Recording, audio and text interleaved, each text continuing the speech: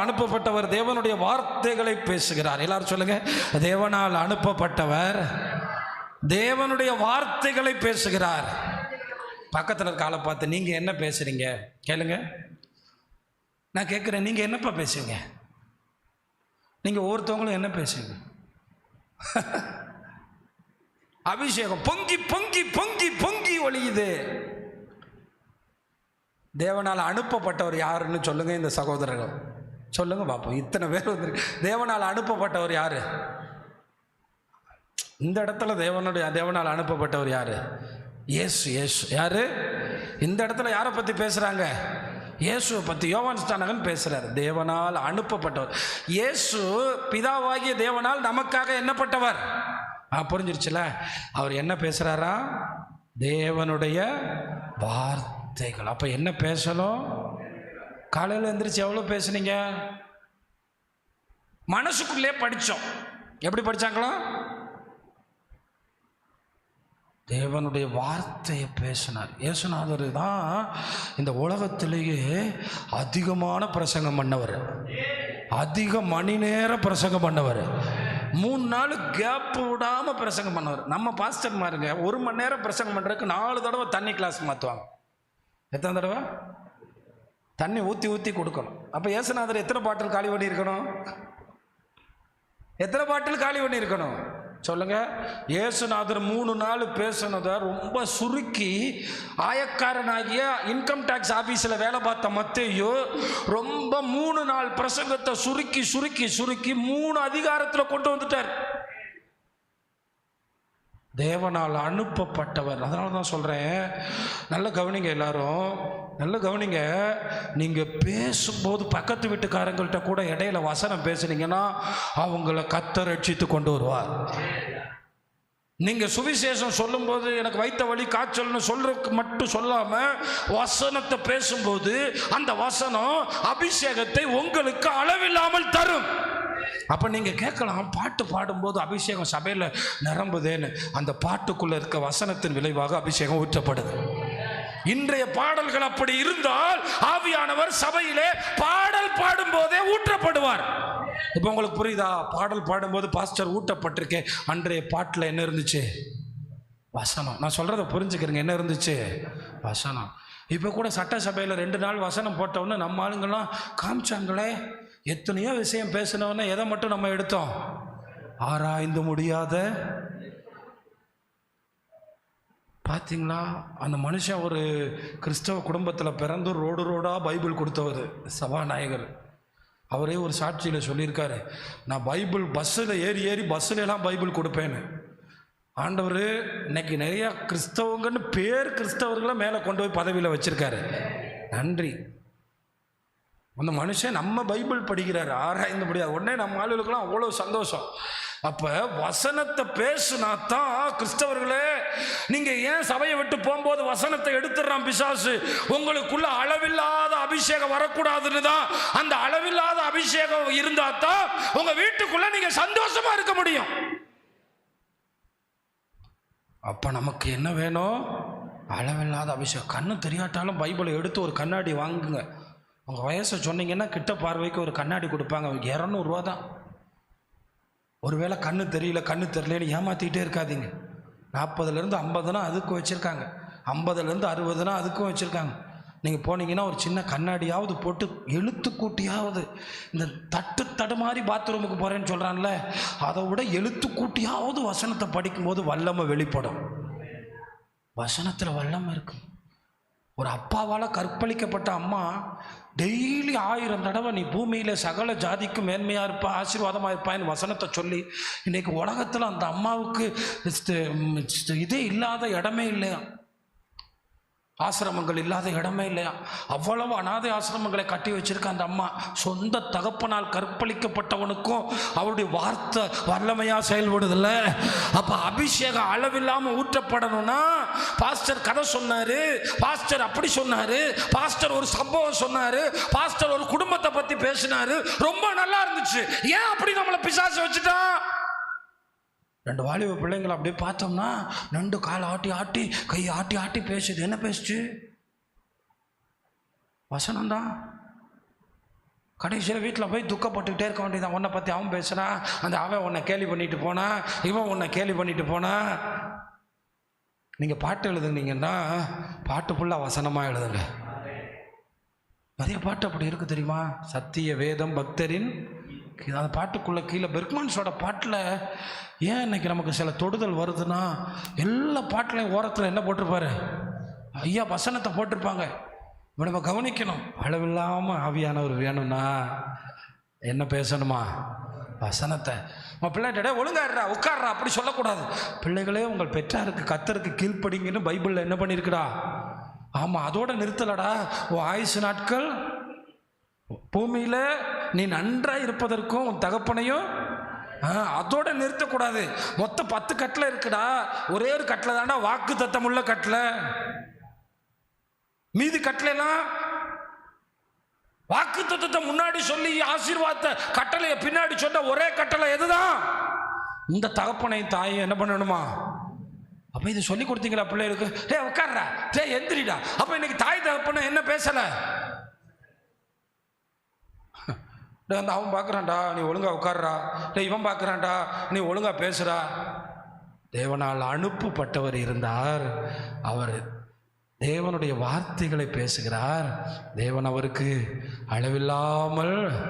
அப்போஸ்தலர் 10ஆம் அதிகாரத்தில் இயேசுவை பற்றி கேள்விப்படாத ஒரு கூட்டம் பேதுரு பிரசங்கம் பண்ணிகிட்டு இருக்காரு. இவன் நல்லா கவனிங்க. அப்போஸ்தலர் 10ஆம் அதிகாரம் 44ஆம் வசனத்தில் அற்புதமான காரியம் அங்கே நடக்குது. நல்லா கவனிங்க.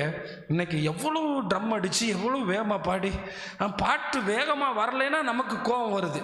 ஜனம் கைத்தட்டி குதிக்கலைன்னா நமக்கு கோபம் வருது. ஆனால் பேதுரு பிரசங்கம் தாங்க பண்ணிகிட்டு இருந்தார்.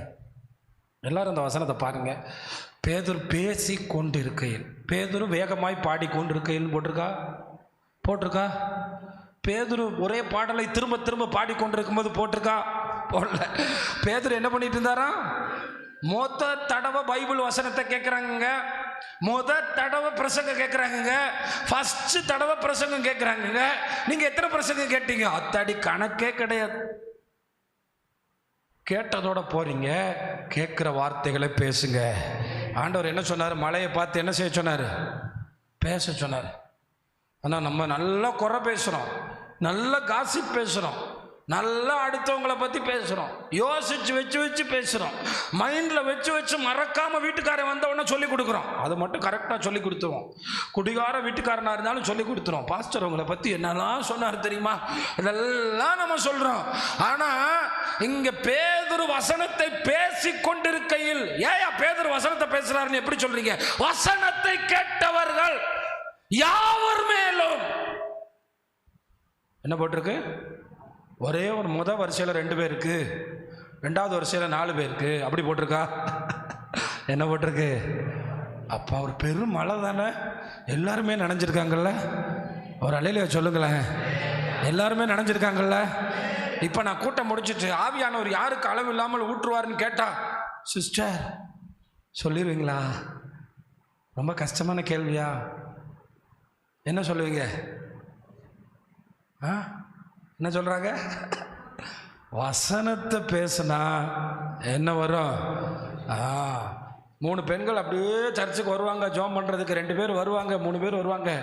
என்னைக்காவது யோசிச்சு பாருங்க, நீங்க உண்மையிலேயே இங்க இருந்து வீட்டுக்கு போற வரைக்கும் இன்னைக்கு பாஸ்டர் இதை பேசினாரே, நீங்க ஆவிக்குரியவங்களை ஆயிட்டீங்கன்னு அர்த்தம். மாறா அந்த பொம்பளை அந்த முன்னாடி போறா பார்த்தியா? அவ யார் தெரியுமா? சிரிக்கிறீங்க. தேவன் வருத்தப்படுவார். தேவனால் அனுப்பப்பட்டவர் ஒருவர் இருந்தார். அவர் என்ன பேசினாரா? இது இயேசுவை பற்றி யோவான் ஸ்நானகன் சொன்ன சாட்சி. தேவனால் அனுப்பப்பட்டவர் ஒருத்தர் இருந்தார். நான் இப்போ உங்களை ஒரு கூட்டம் நடத்த அனுப்புகிறேன். நீங்கள் அங்கே போய் என்ன பேசுவீங்க? என்ன மட்டும்தான் பேசணும். அவனை கூப்பிட்டு இவன் சரியில்லை அவன் சரியில்லை, அந்த வீட்டில் கடவுளே வரமாட்டார். என்னதான் பேசணும்? புரியுதா? வசனம் பேசினா அபிஷேகம். ஆனால் இப்போ நம்ம எப்படி அந்நிய பாஷை பேசுனா அபிஷேகம் அளவு இல்லாமல் ஊற்றப்படும் நினைக்கிறோம். கை தட்டினா அபிஷேகம் அளவு. அதெல்லாம் நம்ம அந்த சந்தோஷத்தினுடைய நிறைவின் அடையாளங்கள். ஆனால் அளவில்லாமல் அபிஷேகத்துக்கு நம்ம என்ன பேசணுமா? ஆவியானவர் இருக்கும்போது சில நேரம் அப்படியே வசனத்தை படிக்கும் போதே பேச சொல்கிறாருங்க. உங்களுக்கு சொல்கிறாரா? சில நேரம் பேச சொல்கிறாரு. எதை பேச சொல்கிறாரு? வசனத்தை. சில நேரம் அப்படியே வசனத்தை பேச சொல்கிறார். உடனே நான் பேசணும் சத்தமாக. அந்த வசனம் கரு மாதிரி ஒரு நாள் அது குழந்தையா மாறும், அது ஒரு நாள் ஆசீர்வாதமாக மாறும், ஒரு நாள் அது அற்புதமாக மாறும். அப்போ ஏன்னா ஆதியில் வார்த்தை இருந்தது. அந்த வார்த்தை எப்போ இருந்துச்சுன்னு கேட்டிங்களா? பிதாவுக்கு பக்கத்தில் என்றென்றும் இருந்துச்சு. ஆனால் ஒரு நாள் அந்த வார்த்தை பரிசுத்த ஆவியினால் இயேசுவாக நம்ம வாழ்க்கையில் வந்தது. அதனால தான் சொல்கிறேன். ஆனால் அந்த இயேசுவை குறித்து 2000 வருஷமாக ஆபிரகாம் பேசினார், மோசே பேசினார். மோசே என்ன சொன்னார் தெரியுமா? உங்களில் ஒருவனை அவர் எழுப்புவார், அவரை நீங்கள் வருத்தப்படுத்தக்கூடாது, அவர் துரோகத்தை என்ன செய்ய மாட்டார்? பொறுக்க மாட்டார். அவர் பாவத்தை கூட பொறுத்துருவார், ஆனால் எதை பொறுக்க மாட்டார்? துரோகத்தை. இயேசுவை பற்றி மோசே பேசியிருக்கார். அதனால தான் சொல்கிறேன், நீங்கள் பேசணுங்க. கேட்ட எல்லார் மேலும் இறங்கினார். அடுத்த வசனத்தை பாருங்கள், ரொம்ப ஆச்சரியம். இதுதான் நான் தம்பி என்ன திடீர்னு இங்கே வந்துட்டீங்க? அவர்கள் பல பாஷைகளை பேசுகிறதையும் தேவனை புகழுகிறதையும் பாருங்க.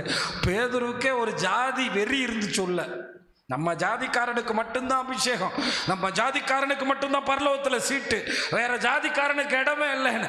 ஆனா பரிசுத்த ஆவியானவர் எல்லாருக்குமானவர். கைகளை தட்டி கர்த்தரை மகிமைப்படுத்துங்கள்.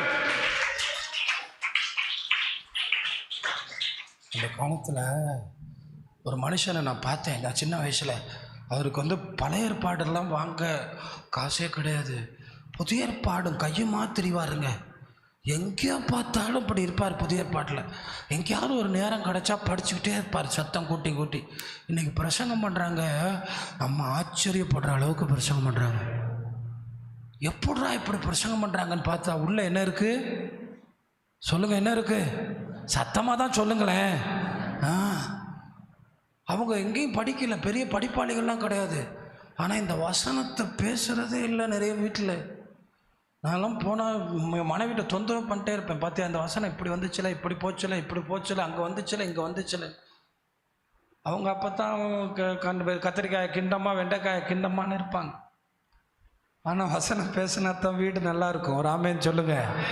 ஏன்னா அவங்க பிரச்சனை இப்போ அடுத்தது நமக்கு வயிறு பசிக்கிறதுக்குள்ளே என்ன வைக்கணும்? சாப்பாடு வைக்கணும்.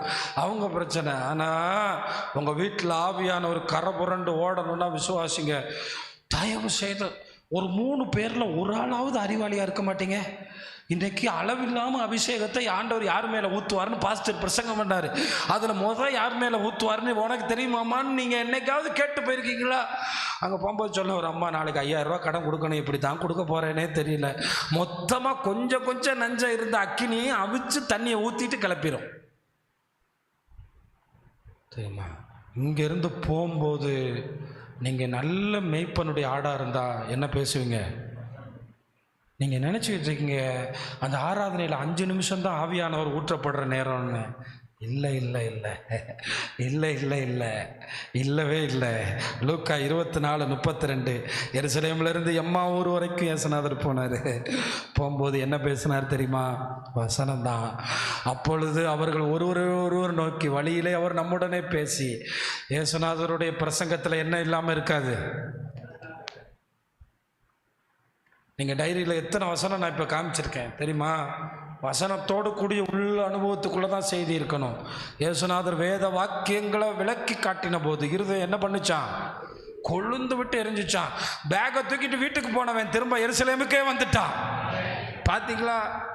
இயேசுவே வேணாம், இனி எருசலேமே வேணாம், சபையே வேணாம், சீசர்களே வேணான்னு சொல்லிட்டு போனவங்கிட்ட நீங்கள் என்ன பேசணும்? வசனத்தை பேசணும். டே தம்பி, வசனம் இப்படி சொல்லுதான்னு சொல்லி பாருங்க, உள்ள ஓடி வந்துருவான். வாடா மவனே, ராசா வாடா, டே வாடா. இனிமே அப்படி பேசக்கூடாது. என்ன பேசணும்? ஆமாம், உங்கள் மைண்டில் வசனம் இருக்கணும். வசனத்தை பேசும்போது அவன் இருதயம் என்ன செய்யும்? ஏன்னா வசனங்கிறது விதை, நம்ம தண்ணீருங்கிறது பரிசுத்த ஆவியானவர். 2 கனெக்ட் ஆகும்போது ஒரு ஜீவ விருட்சம் வெளிப்படுது. அதனால தான் பாருங்க, இயேசுநாதர் என்ன பேசினாரா? வசனத்தை போட்டிருக்கு. வசனத்தை பேச பேச இருதயம், நம்ம ஆளுகளுக்கு இங்கே இருதயம் குழந்தை விட்டு எறிகிற மாதிரி இருக்கு, கீழ்ப்படுகிற மாதிரி இருக்கு. ஆனால் கீழ்ப்படிய மாட்டேங்கிறாங்களே, மாம்சத்துக்குரியவங்களாகவே அப்படியே வர்றாங்களே. ஆனால் அவன் பேக்கை போய் வீட்டில் கூட வைக்கலையே, திரும்ப எங்கே வந்துட்டான்? திரும்ப எங்கே வந்தான்? ஆமாம், இன்னைக்கு பாஸ்டர் சொல்கிறார், இன்னைக்கு கண்டிப்பாக கீழ்ப்படிஞ்சு எல்லாமே ஆண்டவருக்கு ஏற்றபடி வாழ்வோம், விட வேண்டியதெல்லாம் விட்டுருவோம். இந்த கூட்டத்தை போன உடனே பிசாசு சொல்கிறான், நீ வசனத்துக்கு கீழ்ப்படியாத, நீ மாம்சத்துக்கே கீழ்ப்படி. நம்ம ரொம்ப ஜாக்கிரதையாக இருக்கணும். எல்லாரும் சொல்லுங்கள், வசனத்தை பேசினா அபிஷேகம் அளவில்லாமல் ஊற்றப்படும். பேதுரு தன்னுடைய முதல் பிரசங்கத்தில் என்ன பேசினார் தெரியுமா? நீங்கள்லாம் ரொம்ப கனமாக நினைக்கிற தாவீது ராஜாவே இயேசு ஆண்டவர்னு சொல்லியிருக்காரு. அந்த தாவீது கூட கல்லறையில் போய் மண்ணாக போயிட்டாரு, ஆனால் இயேசுவோ உயிர் தெழுந்தாரு. அதை கேட்ட உடனே 3000 பேர் ரட்சிக்கப்பட்டாங்க. ஏற்கனவே 120 பேர் அபிஷேகம் பெற்றுட்டாங்க. பேதுரு தாவீது பேசின வார்த்தையை பேசின போது, தாவீதை குறித்து சொல்லப்பட்ட வசனங்களை பேசின போது ஆச்சரியமா இருக்கா? பேதுரு எப்படி தாவீதெல்லாம் எடுத்துட்டு வர்றாரு? மெல்கிசேதேக்கை பற்றி தாவீது சொன்னதை எடுத்துட்டு வந்து அடிக்கோடிட்டு காட்டி பிரசங்கம் பண்ணுறார். இங்கே நம்ம ஆளுகளுக்கே இப்போ சொன்னால் தலை சுத்துது. உம்முடைய சத்துருக்களை பாதபடி ஆக்கு போடும் வரைக்கும் நீர் என் வலது பாரிசத்தில் இரும்னு ஆண்டவராகி இயேசு சொன்னாராம் பிதாவிட்ட. அப்படி சொல்லி இந்த பூமிக்கு இறங்கி வந்து சத்துருக்கள் மத்தியில் அவர் தன்னுடைய வேலையை முடிச்சாராம். ஆனால் தாவீது கூட செத்து போயிட்டார், ஆனால் இயேசு உயிர் தெழுந்தார். இந்த வசனத்தை பேசின போது எத்தனை பேர் ரட்சிக்கப்பட்டாங்க? 3000 பேர். அப்போ வசனத்தை இன்னைக்கு பேசாதனால தான் ஆவியானவர் சபைகளில் என்ன செய்யப்படவில்லை. அப்போ நல்லா கவனிங்க. இப்போ கவனிங்க, பாட்டு பாடுற நேரத்தை விட எந்த நேரம் தான் அபிஷேகம் ஊற்றப்படுற நேரம்? அப்போ இங்கே என்ன பிரச்சனை? சபையில் இருக்க விசுவாசிகள் கொட்டாவி விட்டு கொண்டே கேட்டார்கள். 1, தூங்கிக் கொண்டே கேட்டார்கள். 2, அவிசுவாசத்தோடு கேட்டார்கள். 3, கூட்டம் முடிய வேண்டும் என்று கேட்டார்கள். 4, ஆனால் நான் சொல்லுகிற கூட்டம் எப்படி கேட்டார்கள்? விசுவாசத்தோடு. எப்படி கேட்டாங்க? அதாவது பேதுரு தாவீது உயிரோட எழும்பலை, இயேசு உயிரோட எழும்புனாருன்னு சொன்னபோது கேட்ட 3000 பேரும் நாங்களும் உயிரோட எழும்பணும்னு முடிவு பண்ணிட்டாங்க. என்ன முடிவு பண்ணிட்டாங்க? அவங்க அந்த சில நேரம் பாட்டி கதை சொல்லல, ஒரு ஊரில் ஒரு ராஜா இருந்தாரான். அப்போ இந்த பேரனும் பேத்தையும் கேட்குறத ஒரு ஊரில். ஆனால் இங்கே வந்து நின்று நம்ம பிரசங்கம் பண்ணும்போது விசுவாசி கேட்குறத பார்த்தா நீங்கள் எப்படி கேட்கணும்? விசுவாசத்தோடு கேட்கணும். எனக்கும் அந்த அளவில்லாத அபிஷேகம் வேணும்னு கேட்கணும். அந்த படிக்காத பேதுருவ அந்த அபிஷேகம் பயன்படுத்தும்னா என்னையும் பயன்படுத்தும்னு கேட்கணும். அந்த சமையல்காரனாகிய அந்த பிலிப்புவை கர்த்தர் பயன்படுத்த முடியும்னா என்னையும் பயன்படுத்த முடியும்னு கேட்கணும். அவங்க எந்த காலேஜிலும் டிகிரி படிக்கல, ஆனால் அவங்க பிரசங்கம் ரொம்ப ஆச்சரியமாக இருக்குது. நீங்கள் ஸ்தேவானோட முழு பிரசங்கத்தை படித்து பாருங்களேன். மொத்த உலக ஜனனத்திலிருந்து ஆபிரகாமுடைய வரவு வரைக்கும் கடைசி வரைக்கும் அப்படியே கொண்டு வந்து முடிச்சிட்டாரு. நம்மளால முடியுமாங்க? ஆவியானவரால் முடியும். அப்போ இவங்களுக்குள்ள அபிஷேகம் நல்லா கவனிச்சு பாருங்க. ஸ்தேவான் பரிசுத்த ஆவியினால் நிறைந்து. ஏன்னா என்ன பேசிட்டு இருக்காரு? நம்மளால இருந்தா ஸ்தேவான் எதில் நிரம்பினாரா? நம்மளால இருந்தா டே பிரசங்கத்தை நிறுத்துடா, ஓரத்தில் என்ன எடுக்கிறான்? கல் எடுக்கிறான்டா, பெரிய பெரிய கல்லை எடுக்கிறான்டா, நேரம் மூஞ்சியில் என்ன பண்ணிடுவான்? எரிஞ்சிருவான். அவனுக்கே ஆண்டவர் தெரிஞ்சிட்டாரு, இன்று உன்னோட கடைசி நாள், நீ என்னோட இருக்க போறேன்னு. இயேசுநாதர் எழும்பி நிற்கிறாருங்க. என்ன? யார் எந்திரிச்சு நிற்கிறா? இயேசுநாதர் எழும்பி நிற்கிறாருங்க. யாரை வரவேற்க? அப்படியே இந்த பூமியில் நிற்கும் போது எது தெரியுதுங்க? பரலோகம் தெரியுதுங்க. இன்னைக்கு நீங்கள் வசனத்தை பேசி பாருங்க, வசனத்தை கை கொள்றதுக்கு உறுதி பூண்டுருவீங்க. வசனத்தை பேசும்போது அபிஷேகம் வருதா? அந்த அபிஷேகம் கை கொள்றதுக்கு உங்களை பலப்படுத்தும், உங்களை கை கொள்ள வைக்கும். நீங்க வசனத்தை வாயை திறந்து சொல்லணும், ஆண்டவரே இதை கை கொள்ள கிருபை தாருன்னு கேட்கணும். உமக்காக வைராக்கியமா நிக்க எனக்கு உதவி செய்யுன்னு கேட்கணும். ஏன்னா ஆவியான ஒரு வசனத்திலிருந்து விலகவே மாட்டார். எனக்கு ஆச்சரியமா இருக்கு. 3000 பேர் ரட்சிக்கப்பட்டாங்க. இன்றைக்கும் நடக்குதுங்க இந்தோனேசியா பகுதிகளில். இன்றைக்கி ஒரு நாள் 3000 சாதாரண ஒரு வீடியோ பார்த்து 10,000 பேர் ஞானஸ்தானம் எடுத்தாங்களாம். அவ்வளோதான். பிதா குமாரன் பரிசுத்த ஆவி நாமத்தில் ஞானஸ்தானம் பெற்றுக்கொள்ளுங்கன்னு சொன்ன உடனே அப்படியே தண்ணியில் முக்கி எந்திரிச்சு போயிட்டே இருக்காங்க. இன்னைக்கு பஞ்சாபில் பயங்கரமாக கூட்டங்கள். பஞ்சாப்காரன் ஏற்கனவே வைராக்கியம் உள்ளவனா, இன்னைக்கு எல்லாம் இயேசுவை ஏற்றுக்கிட்டு நம்ம தமிழ் பாட்டெல்லாம் பஞ்சாபில் பாடி கர்த்தரை துதிக்கிறான். நம்ம ஆளுங்களாம் போய் காட்டுறாங்க, சபையெல்லாம் நிரம்பி வழியுது. நீங்கள் வேண்டான்னு சொன்ன இயேசுவை அவன் இன்னைக்கு 3000 5000 பெற்றுக்கொள்கிறான். இன்றைக்கு ஒரு மத்திய அரசாங்கத்தினுடைய சர்வே சொல்லுது, சீக்கிரமாக பஞ்சாப் கேரளா மாதிரி மாறப்போதா. அல்லேலூயா, அல்லேலூயா. நம்ம சிங்கல்லாம் கர்த்தருடையவங்களாக மாற போகிறோம் தெரியுமா? அபிஷேகம் ஊற்றப்படும் போது கர்த்தர், அவங்க ரொம்ப வைராக்கியமான ஆள். உங்களுக்கு தெரியும் இந்திரா காந்தியவே எது கொண்டாங்கன்னு. ஆனால் இன்றைக்கி நிறைய பேர் அதே தலையில் இருக்க டர்பனோட பைபிளை தூக்கிட்டு சுற்றுறான். கையை தட்டி கர்த்தரை மகிமைப்படுத்துங்க. கர்த்தர் நல்லவர், கர்த்தர் நல்லவர். ஆமாம், நீங்கள் கொஞ்சம் வட இந்திய பக்கம் சாட்சிகளை கேட்டு பாருங்கள், அப்படியே அப்போஸ்தலர் நடவடிக்கைகள் மாதிரியே இருக்குது. ஆனால் நம்ம இன்னைக்கு வசனத்தை விட்டு தூரமாக போயிட்டு உன் அக்கௌண்ட்டில் 5000 கிரெடிட் ஆக போகுது, 10,000 கிரெடிட் ஆக போகுது. என்னையா அதுக்கு இன்னைக்கு கைத்தட்ட ஆரம்பிச்சிட்டோம். டெய்லி இனிமே எந்திரிச்சு புதிய ஏற்பாட்டில் படிக்காமல் இருக்கவே கூடாது. பழைய ஏற்பாடு மட்டும் படிக்கக்கூடாது. புதிய ஏற்பாட்டில் நிருபங்கள் டெய்லி வாசிக்கணும். ஏன்னா அது யாருக்கானது? நமக்கானது. ஏன் ஆராதனையில் நான் நிருபம் வாசிக்கிறேன்? நிருபங்கள் வாசிக்கப்படணும், சங்கீதங்கள் வாசிக்கப்படணும். அது நமக்கானது.